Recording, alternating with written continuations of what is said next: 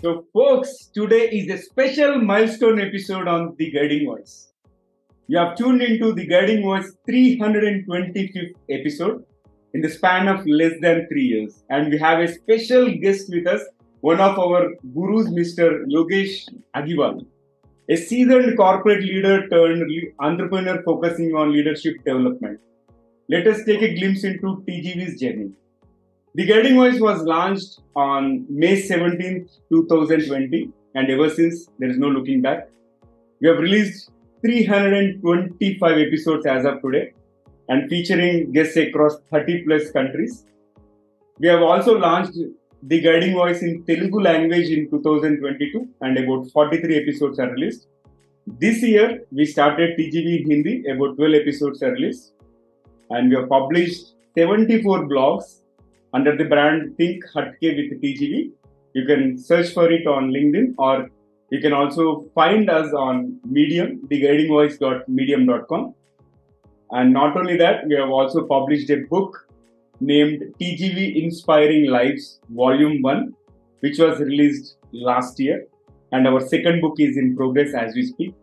And on this momentous occasion, I would like to thank each and every one of you, all my speakers, all the audiences who have been part of this wonderful journey, which has been enriching for me personally because I had an opportunity to speak to over 315 guests from 30 plus countries who have taught me numerous things which I have been applying in my professional and personal life.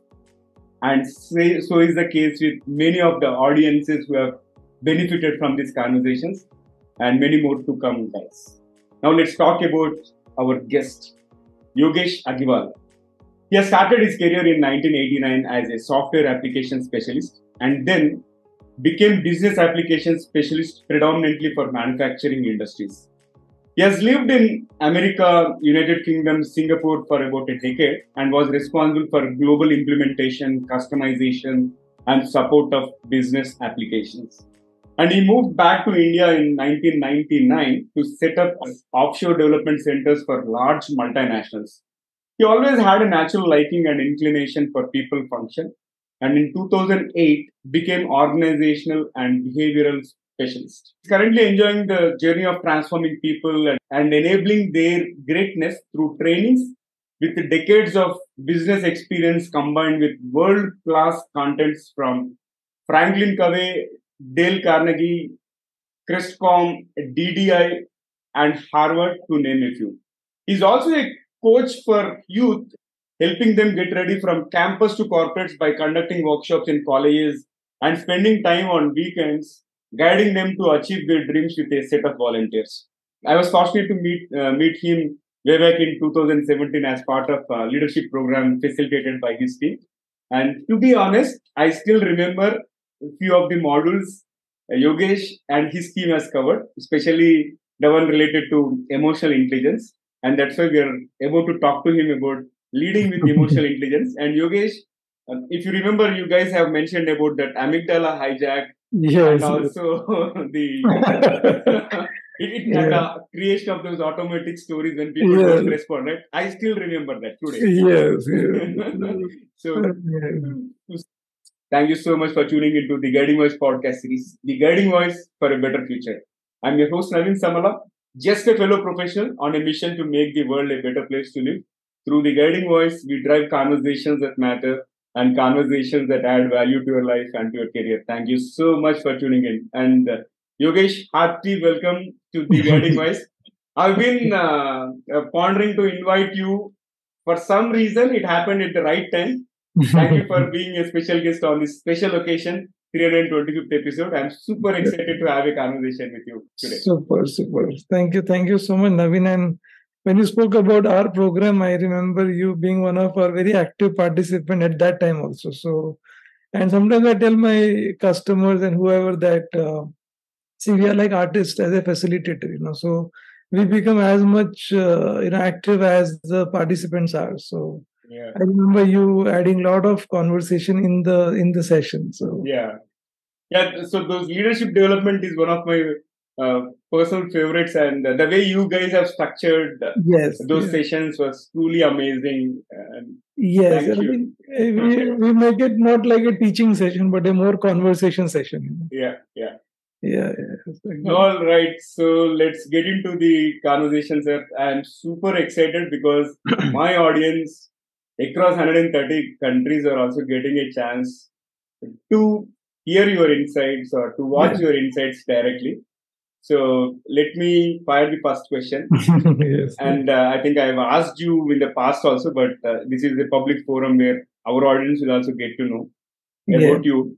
You had an illustrious corporate journey, and you are Yes, one of the super performers in your career, and you have Yeah. been recognized by Azim Premji during your stint at Wipro. Yeah. And then after two, 3 decades of corporate journey, you started crossover leadership journeys, okay, which is Yes. brimming with success at this moment. Yes, yes. And can you share the top 3 things that are attributed to your success so far? So Naveen, when I look at, and these may sound very simple to most readers, but when I mentor some of the new entrepreneurs, I don't see they following this. And the first one for the success of crossover is the discipline. So even today, and from the day I started, I am still the same Wipro person, like getting up at time 9:30. I'm in the office. So it is a discipline which usually entrepreneurs think that once you are an entrepreneur, you see those lovely pictures and you think that entrepreneurs are just there on the yacht boat and in the helicopter in a cabin in the white. But that's not the reality. The reality is that behind the scene there is lots and lots of work that is required, and Yeah. those people who are successful are disciplined. Yeah. And I picked this up from Mukesh Ambani's lifestyle, where 10 o'clock he's in office and 10 o'clock only he leaves his office. So there's a 12-hour regime that he follows for many, many years. So I do come at 9:30. Discipline is the first one. Yeah. Second is, I think, the ability to take risk, actually. So at Crossover, we have had situation where the client gave us a topic that we had no idea of what it has to be, and the timeline was hardly 2 weeks or sometimes even less than a week. And we took a risk of taking it up. We have gone into geographies where we had no idea how we will continue. And so I think as an entrepreneur, if you do the same stuff, I think there's not enough value. So I think you will have to take on new areas which is aligned to your strategy. So you don't take up something that is not aligned to strategy, but there is an element of risk that I think one should take. And I think the third part is, very passionate about getting things better every day. So sometimes you get great feedback of your program. Like you said, 2017, you still remember. Yeah. I don't want to give you the same content today. Then Navin will say, "Yaar, pehle to acha tha, abhi dam nahi hai." Yeah? So how do you essentially make it better every day? So even today, after about 8 years of our existence, we have still not let that content team go. Yeah. We are still a Harvard Premium subscriber. We are subscribed to so many journals. We have subscribed to so many platforms where we constantly do research. So, because if you don't carry that passion in your entrepreneur organization, I think sooner or later you will start seeing the dip in your company. So 3 things: discipline, ability to take risk, and passion to get better every day. Continuous improvement. Yeah, continuous improvement. Absolutely. Wonderful. So now I have another interesting question again. This is something which I ask every entrepreneur and every leader who has begun their entrepreneurial journey, because as you said, people look at rosy side, looking at their pictures on different magazines or probably sitting in the helicopter or taking a ride in a yacht, right? But you might have undergone a lot of hardships and some of the things, right, which might have been unforeseen. And as an entrepreneur, what are some of the toughest lessons that you have learned, which you didn't anticipate, and after especially quitting your highly paying corporate job? So, the first one was, see, when I was in Wipro, I was the general manager for leadership development, and at least in a week there were like a couple of vendors coming and meeting me and wanting to take my time. They are waiting in the lobby, and here I was waiting in the lobby to meet even in CDK to Gauri, for example. And Gauri, I had actually hired her in Wipro. Can you imagine that somebody who actually was reporting to you, actually you're waiting in the lobby for them. So that was like tough at times to really accept to the fact that I think you have changed the seat. You're on the other side of the game, and there's nothing wrong in the other side, because there are people who get so busy, they give you an appointment and they're not able to keep up the time, and you really have to be waiting for them to give you the time. So that was the first part. The second, I think, tough part was that in business you will always have challenges on either your cash flow is getting into problem, or you will face something that you never had in the corporate life, that on 31st you will get the SMS, the salary got credited. But here there are customers where payment doesn't come up, but you have to give your employees. So that was like a tough lesson to go through the phases where such financial short runs happens for you. So two things I think were toughest for me: to adjusting to the new normal for me, and then handling those tough financial times in between. Yeah. Yeah. Fair enough. And Yes. let's now switch to the core of today's topic, like leadership. Yes. Leadership means many different things to many people, and somebody assumes management and leadership are same. Somebody says leadership is leading from front, and if you talk about the one who is implementing agile, they say servant leadership is the leadership. Yes. Right? So like everybody has their own version of leadership, and now I'm curious to understand what is leadership in your opinion. Yes. So the ones which you talked about, Naveen, are definitely required. There is no doubt about it. But I always want to bring out a performance angle to leadership. While what you said is definitely required, no doubt. Servant leadership is surely required. Leading from front is required. But what I feel, I think 4 things that I think every leader should consider is: first is integrity. And when I say integrity is, being whole and complete. Okay, so if you look at a lot of leaders, they will do, 10 things and they get tired and then they don't do the 11th thing. Yes, and I give you the example of an hospital, right? You go to a hospital and they say that, sir, sab kuch theek hai, but oxygen nahi chal raha hai. Will that be all right? No, I think it's out of integrity, meaning you have to do that 11th thing also. So I tell leaders that integrity is whole and complete, meaning whatever you have committed to the client. Like for example, at Crossover, our entire sales team would never submit a proposal without 7 reviews. Can you imagine? Wow. Meaning it will go through 7 reviews, whether it is the graphics, whether it is a language, whether it is an executive summary.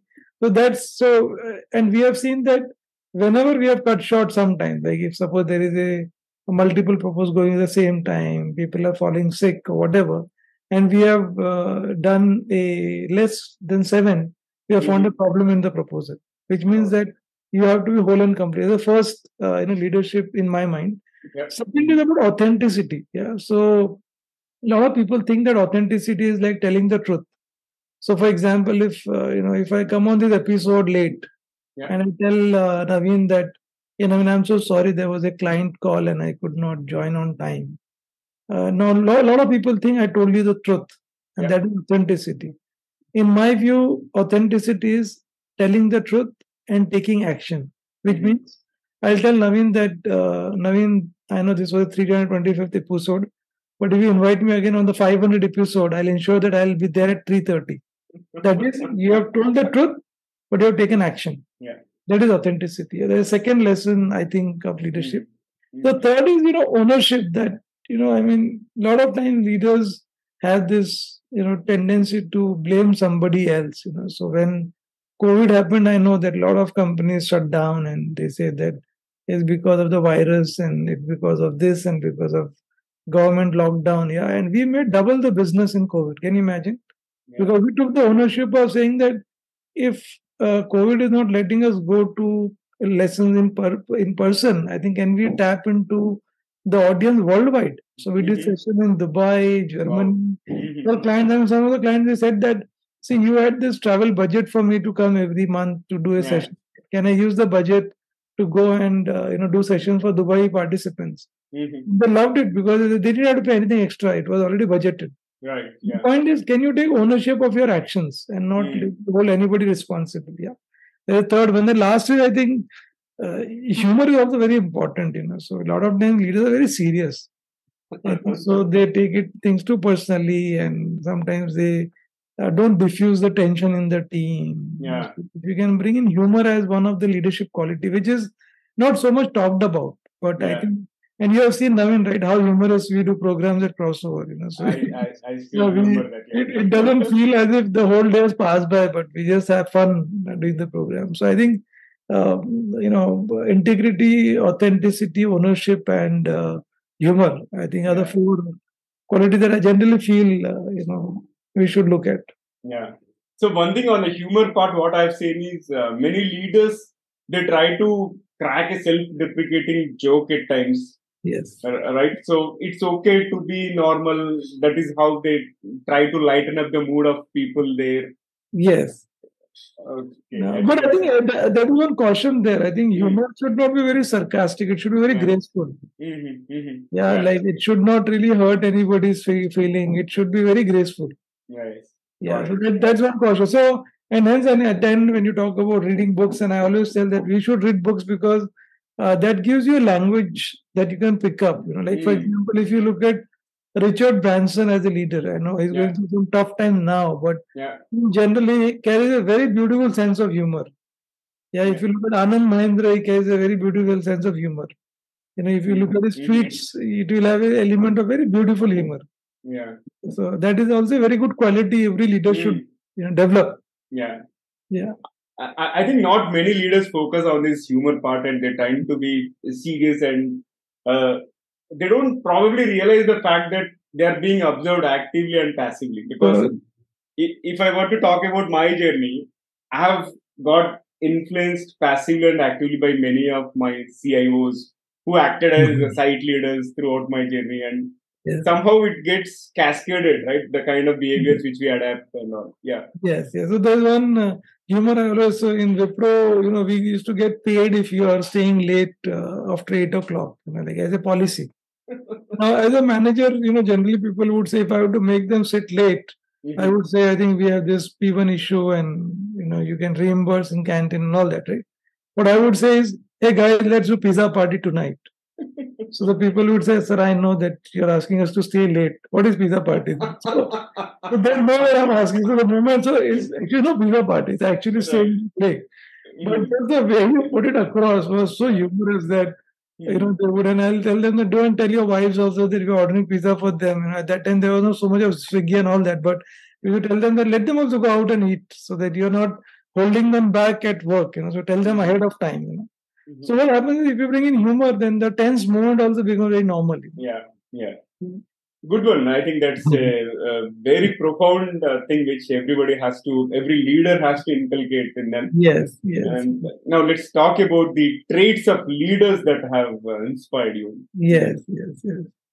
So some of I think I was in some form very lucky, Naveen, to really get some very good bosses over the years.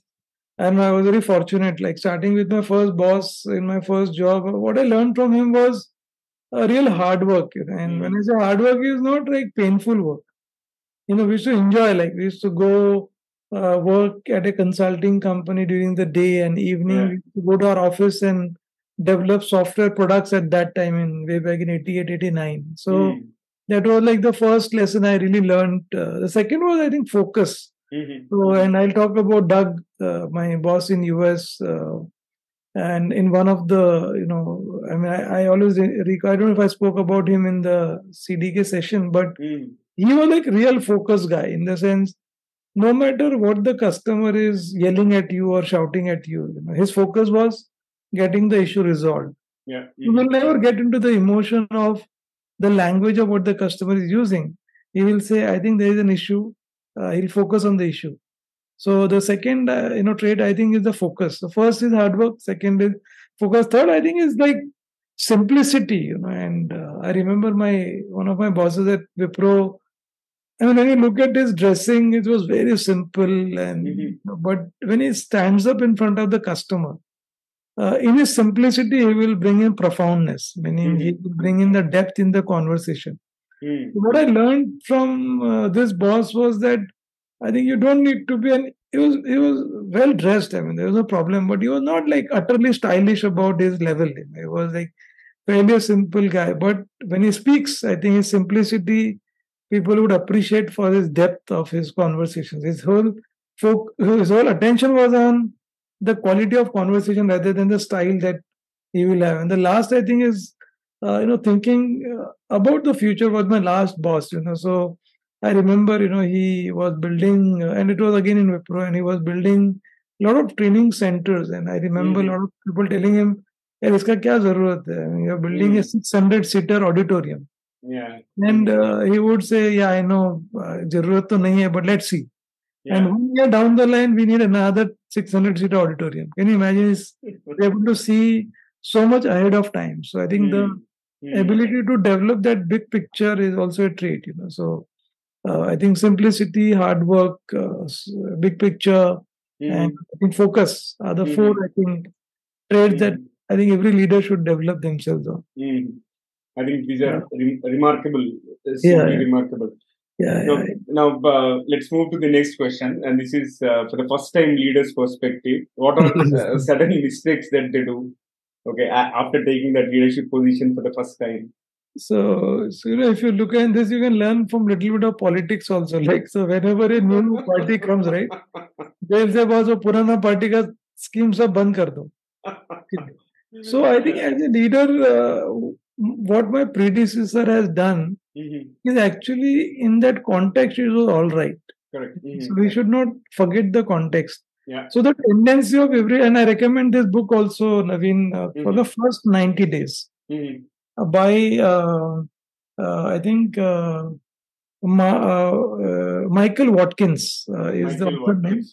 It's a very beautiful book. I think everybody in leadership should read. So it talks about what mistakes one makes in 90 days. One is that don't really discard what your predecessor has done. There's the first one. Second is, I think there is this issue of recency influence, meaning you only remember what happened recently. So a first-time manager, when he does appraisal, I think he looks at last 2 months work that people have done and he rates them very nicely, but forgets about all the people who have done so much in 8 months. Yeah, so that is the second, because he will learn as he does appraisal discussion, but that is the second one. And third is that I think not looking at a larger picture. So many a times, you just look at your own incentive, you look at your own department, you're not looking at a larger picture. So that myopic view has to be, also looked at. So the first-time managers has to be careful about not being myopic about their own department, but start developing that bigger thinking much ahead of time. They will learn later, but I think that's too late in the game. So I'm saying that if first-time manager can look at these three things, it can be very helpful for them. So on the recency influence, I think this is first time I'm coming across as a formal conversation, but many times it is being overlooked. Yeah. Like if you want to avoid that recency influence, right? What are some best practices that somebody as a leader can do? Because what I have done personally is I used to maintain the list of accomplishments and everything, a journal kind of thing, right? Yeah. Likewise, do you have any tips to overcome this recency influence? So that is one part of it. The second part of it is, I always felt that I think having, some mechanism of you yourself also taking feedback, from your team members regularly. Because, many times that biases that you carry can be addressed when you get feedback. So, so if you, and then the last part is, I think the appreciation that you give also has to be balanced, because there are chances that you, giving appreciation too quick, too fast. So related to this, but this idea of journaling is amazing. Yeah. I would also have recommended, because your brain cannot remember all those instances in total. So having a list always helps, Yeah, great conversation so far. Now let's talk about the second part of the topic, which is the emotional intelligence, which has taken a hot seat these days, and people with high EQ are being preferred for leadership position because, especially in this VUCA world, where things are volatile, uncertain, complex, and ambiguous, I think EQ plays a very vital role. So, why should leaders inculcate EI, in your opinion? So I have been like, since I am so glad that you remember the 2017 session. That itself says that you really connected with this topic, Yeah. and the more and more I see, I think two aspects to it, Naveen. One is the medical aspect to it. Okay, so when we've been talking too much about the business benefit, and I'll talk about some instances how that can happen, but also the medical benefit. Yeah. Which means that if you are not able to handle the VUCA world, what is happening is that your body is constantly under pressure. From a chemical angle, the body secretes cortisol. So, moment you see a news that there is one more recession hitting, the body is actually secreting cortisol. Now, if you don't really develop this management of emotional intelligence, then it runs by default. Yeah. Okay, which means that it will continue to generate cortisol. Yeah. But if you learn this whole idea of connecting if you briefly look at EI, there are two parts of our brain. One is the limbic system and the prefrontal cortex. So in limbic system is all our past experiences. Yeah. So when you look at a past recession and if it has been very bad for you, those memories come back to you again, and the body responds with cortisol. But if you were to now look at a new habit of looking at how even in this COVID times people have really succeeded, they have grown and can do something from there, and then your body starts secreting other chemicals which negates cortisol. So I would say that I think, and also your teams look at you, when there are challenges in this world, that how is my leader? Is he stable enough? When I look at stable, I think their EQ also becomes all right. That if you are yourself in stress, then you will going to put more stress to people. And same with the customers also. So with these customers, when we gave this, interesting idea of using the travel budget for doing session in Dubai and Germany, it really eased them out of the tension, because they thought that what will we do, because the training department is going to shut down is what the thinking was. The moment we diverted them, they started also getting recognition from the locations where training was never done in last 7 years. And they did that. So EQ can help in every aspect. And if you can manage, then when you go home, you don't carry the stress, because you then realize that the kids has no role to play in the conflict that you had at your work, because you now rely. And also from a conflict point of view in EQ, you would have seen, Naveen, that the conflict is a lack of information. So I'm upset with Naveen because I have never spoken to Naveen about why he does certain action. When Naveen says that I have never spoken to Yogesh and this is a mandatory action. Now, if you don't use EI, then you're actually creating a rift for too long. And the more the rift, the more it is difficult to come back. Right. So from all aspect, I would say, and the future, while on one hand you've got Chat GPT, you've got things happening every day. The future looks to be quite scary if you don't enjoy this new changes. Yeah. If you learn to manage AI, then actually this becomes like beautiful creation every day. Like, I was on a call with Haisia just in the afternoon today, and they asked me to create a program for HR leaders on impact of Chat GPT and maybe other technologies on HR. And I was giving our own example of crossover. So what we do with Chat GPT is that we actually ask Chat GPT to create a lot of content for us. And then we use that as a base. Now our research time is dramatically reducing because of that. Earlier people thought that, oh, my content team started worrying that what will happen to us. I said, nothing will happen to you. What now they are doing is, instead of they creating a program and researching with the base data, they are now creating more insightful program, because ChatGPT is giving them the base ready. Right. So instead of making ChatGPT as a threat, actually it becomes your friend. Is it? So, but that can become only if you manage AI. Right. If you don't manage AI, then you're scared. You'll not even go and look at ChatGPT. Isn't it? So that's the power of AI, and I always feel that every leader should pick that up in their journey. So one thing on the ChatGPT/AI tools part, right? Yes. So if we don't use it, I think that will be a problem.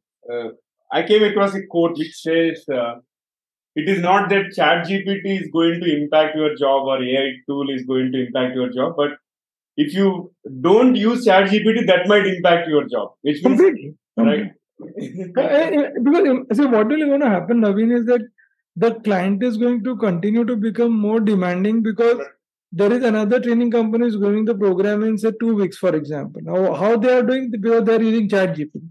Yeah. Yeah, so there is no question that you can escape any of the new development that are happening. Yeah. If you take advantage of all that, they're good for us. Yeah, indeed. No doubt. Concur with you. Now, going back to the EQ part, would you be able to share any incident from your professional career or your own observation where somebody has demonstrated great emotional intelligence? Yeah. In fact, I was talking to you about Doug, with whom I think I got interested in AI from that time when I saw Doug's way of dealing. So Doug was traveling quite a bit, and he came in, I think, on a Tuesday morning. And we had a review at 11. Okay. And he just came into office and four of us reporting to Doug were in the call with the client.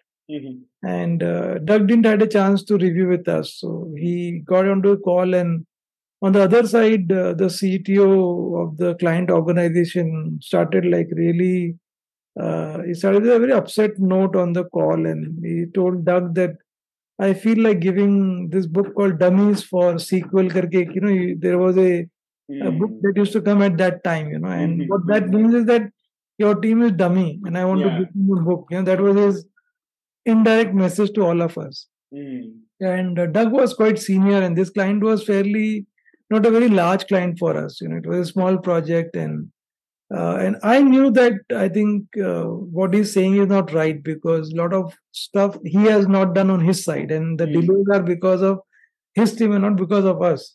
And I didn't want to intervene because they are talking to Doug, and we are just on the side sitting with Doug. But I thought that Doug should actually, take on head on with this CTO and tell him that this is not right to be speaking on the call like this. So as we were stepping out, and Doug was, very quietly sitting in his cabin. And after half an hour, I came to Doug and I said that, Doug, why did you not, speak back to the client who was using such foul language on the call? And Doug said, I'll talk to you, but can you give me the report that why was there delay from our side? So I said, Doug, there was no delay. It's actually pending approval in his direct report. Then Doug said, can you share the details with me? And out of the 25 issues, there were 16 on them and only 8 on us, which was only dependent on the 16. Yeah. So in short, there was nothing on our side. Yeah.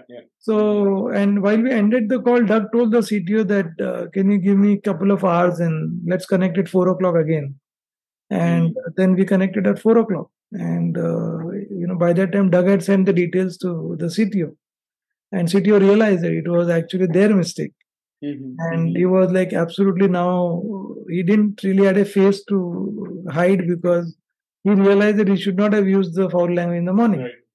And Doug did not use any morning reference in the call. He just simply said that, can we go get those 16 issues resolved so that we can move forward? And the next day I went to Doug and I said that, Doug, you should have at least talked about the morning, you should not use a foul language. Doug said to me that, where is your focus?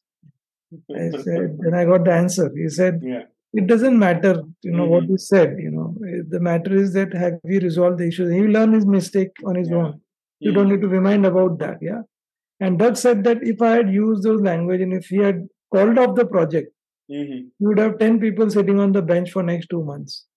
My focus was, what do I do with those 10 people? Yeah. And it was my mistake that since I was traveling, I did not really review with you before we got on a call. So the point was, he took complete ownership. He showed complete empathy.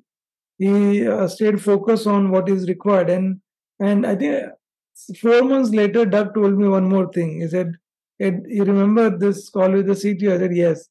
He said, I had 5 lunches with him in last 4 months because to recover from that foul language is actually compensating by inviting Doug again and again for lunch. Say, can we go here? Can we go there? He gave 4 references.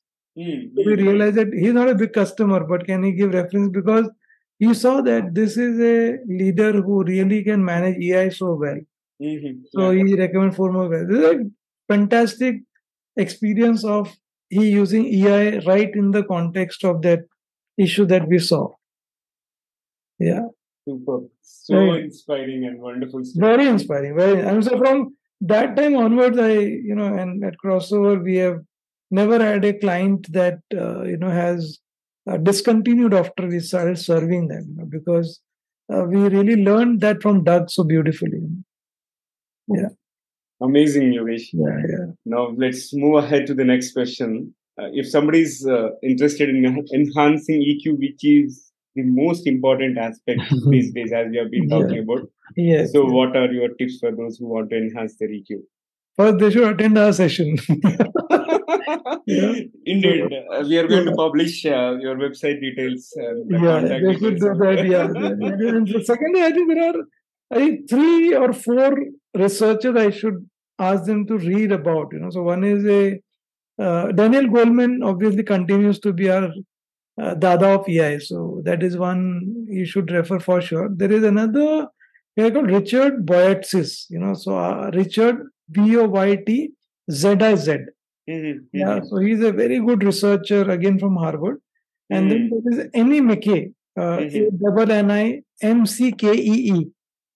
So these 3 have written many books. I think people can pick up any of their books, are very, very nice. And the last one, small book, if people don't want to read long books, there's a very nice book called Emotional Intelligence 2.0 by Travis Bradbury. So I think if they can read the last book also, is very nice. It's a small book, hardly about 50 pages. It's very prescriptive oriented, so you can just pick up that and start practicing. So these four authors are very nice. Richard Boyd is like, if you listen to him, you want to hug him in the call itself. It's so beautifully narrates his thought process, and very, very touching. Yeah. Superb. And great conversation so far. Let's add some spice to the episode. I'm going to kick off a big rapid fire round with your consent. Sure. Shall we do it? Yes. Okay. Here comes the first bullet. And would you rather be able to speak every language in the world or be able to talk to animals? I would say I would love to talk to animal, because our entire family is pet lovers, and we've had pets at home, and I keep telling that there is so much that you can learn from pets, leadership quality, from how can you be a better human being, no better teacher than a pet. Yeah. I would rather prefer the animal part. Yeah. Good one. And next, moving to the next one. If you were given a chance to choose between invisibility or super strength, which one would you choose? Invisibility, because that's a leadership quality that I think we have seen from so many leaders in India itself, and Abdul Kalam is one of them. Yeah. So I would prefer invisibility. Yeah, good one. And Abdul Kalam ji is a role model for millions of people, right? And can you describe yourself in just one word? Humble.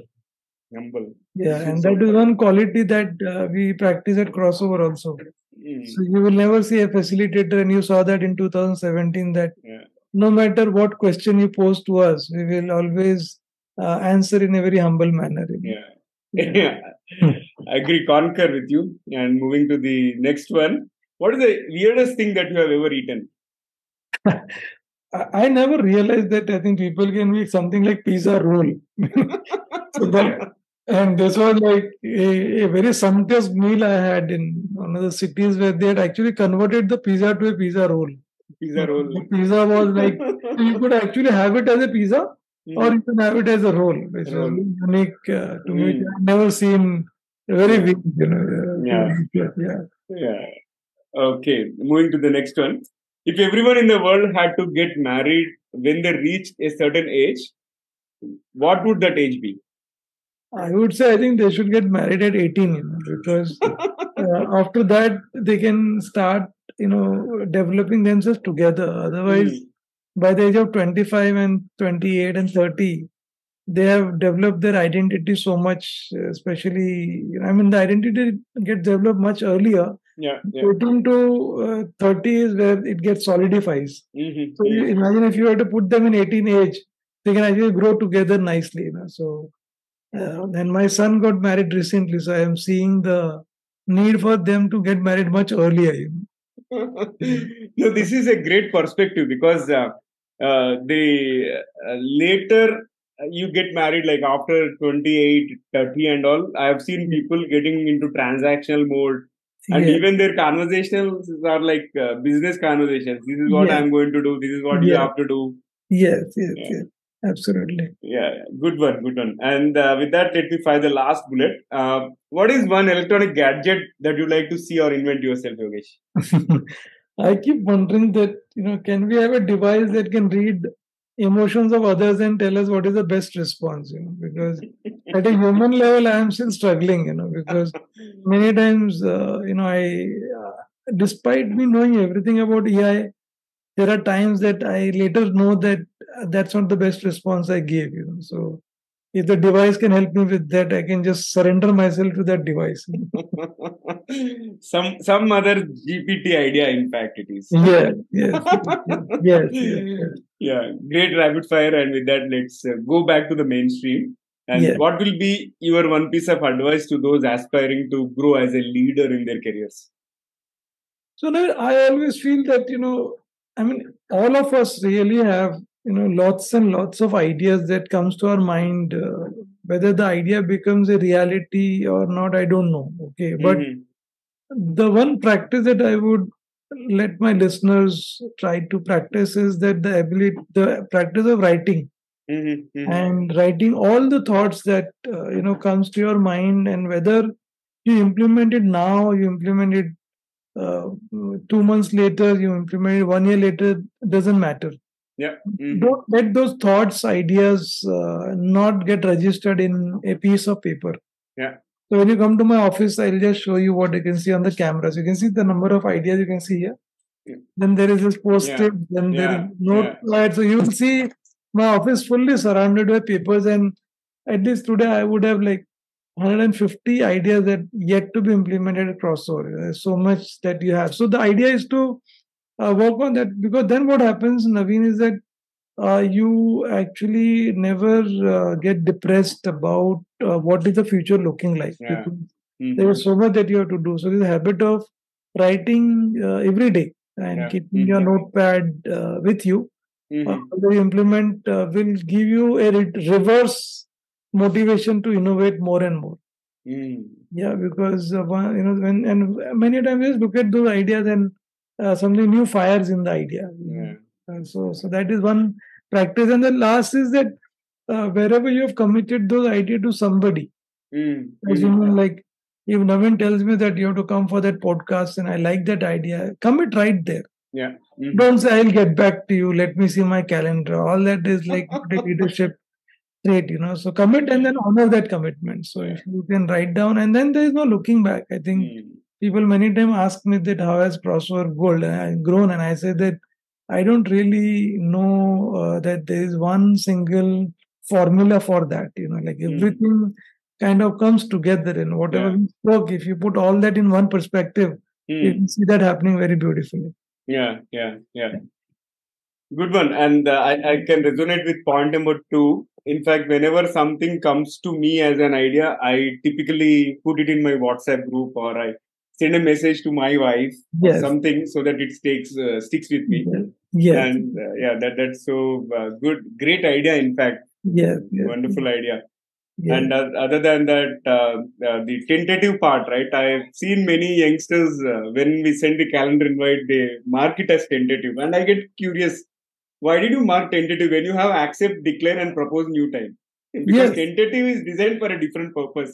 Yes. Yes. Absolutely. Absolutely. Absolutely. Yeah, Yeah. good one. And with that, again, I coming to the last and the most favorite part, because you read a lot of books and you have suggested so many books already with regard to emotional intelligence. But in Yes. general, so what are the top three things that every individual must read? So, Naveen, the three books that I will recommend, and I'm recommending you this book because, there is a fundamental issue that I think, especially in the Indian context, we've been brought up with, Hmm. like बचपन से हमको बोलते ना अरे तू बहुत बोल रहा है यार, Hmm. चुपचाप बैठ, Yeah. बोल मत, like so we've been taught that pin drop silence. Yeah. So, I mean, things are changing now, but I Yeah. think still the larger population. So, there is a very beautiful book called Talent Code. Talent Code. Yeah. Okay, by Daniel Coyle. Okay, it's a very beautiful book which talks about how talent, if it is not inborn with you, you can actually develop. Which Okay. means you practice certain things over a period of time. There is a chemical called myelin that gets generated in your body. Which means, if Naveen wants to become a world-class guitarist, like next few years, you can actually, because when you practice certain things over a period of time, your reflex of that muscle comes from myelin, not from that Naveen is born like a musician. No. Yeah. You can do anything that there is one book. Yeah. Second book which is connected is a book called Drive. Drive. Which talks about intrinsic motivation. So what motivates? So a lot of time people look at luxury cars, look at big houses, and they think that that's real motivation. No, that is not sustainable. So how do you keep yourself motivated? Is a very beautiful book called Drive. And then the last book I think is the Innovator's DNA. Yeah, which is the third book. And as you can see, these are very beautifully connected. Yeah. Read Talent Code, read Drive, and then read Innovator's DNA. Innovator's DNA basically talks about, how can you actually become creative? So, Clayton Christensen and Hal Gregerson, they actually looked at who are the most creative people in the world. They traveled for 7 years with them. And when they observed what did they do, and they actually put that in the book, and then they gave the recommendation for another 7 years for people to try that, and so it can become creative. It means it showed that it's not that your people can be born creative, but you can actually become creative by those practices. Wow. So they talked about 5 things that I think each one of us should practice to become creative, and which company would not want creative people in the organization. So these 3 books I think I always recommend, foundational book, irrespective of which profession you are in, which country you are in, which geography you are in. They are like beautiful books to read actually. Super. And I'm going to publish the links to these books in the show notes. Yes. And Yogesh, thank you so much. This was such an enlightening conversation. And I was able to rekindle the spirit of that ALDP training. I know, I can imagine. Super. I'm glad. I think we had a great time, and it's always a pleasure to connect with my participants. Yeah. And as you know, Crossover has always been like, you never feel that we are a training company. You feel with your colleagues that you're coming together and having a chat. So, and that's how we have been in touch with lots of colleagues, like participants who become like our colleagues. And I think they keep referring us also to other new places where they say these are good people, and that's how we also get a lot of new business actually. So it's a good win-win for all the parties. Wonderful. Yeah. I think, as you said, that humility part and also the creativity part, because you guys have been reinventing yourselves and you are so approachable, that's one of the secret sauce, I would say. Yeah, absolutely. It's a pleasure to always talk to people. And I always tell that, well, there are thousands and millions of books in the market, but I think every conversation can help, because there may be a certain listener who loves the way I speak and the way you ask questions. And this episode can touch their lives, So absolutely. There's an effort that anytime you want me to come on your show, my pleasure. Actually. Absolutely. We are going to do a lot of more episodes, and thank you so much, Yogesh, for joining me, and thanks for your time and all the wonderful insights that you've shared with our audience today. Thank you. Thank you so much. So, folks, that was our episode with Yogesh Agiwal. I think he has shared a lot of insights which will help us lead with emotional intelligence. And before we move into the trigger section, here's a request to you. Please subscribe to us from the app wherever you have tuned into, in case if you haven't done already. Also, if you are listening to this podcast on Apple or Spotify, please follow, and if possible, request you to leave a rating and review so that it will help us reach more and more people. And if you have loved this episode and found the conversation useful, request you to share with at least 3 of your friends or colleagues who can benefit from the guiding voice. Thank you so much in advance. Now let's hop into the previous segment of today's episode. So today we had a wonderful conversation about emotional intelligence. So I thought I'll present you one fact related to this emotional intelligence, and understanding this emotional intelligence can be easier if we take some time to think about individual emotions. And there is a researcher slash scientist named Plutchik who came up with Plutchik's wheel of emotions. And what he presented is the emotional range can be reduced to eight core emotions.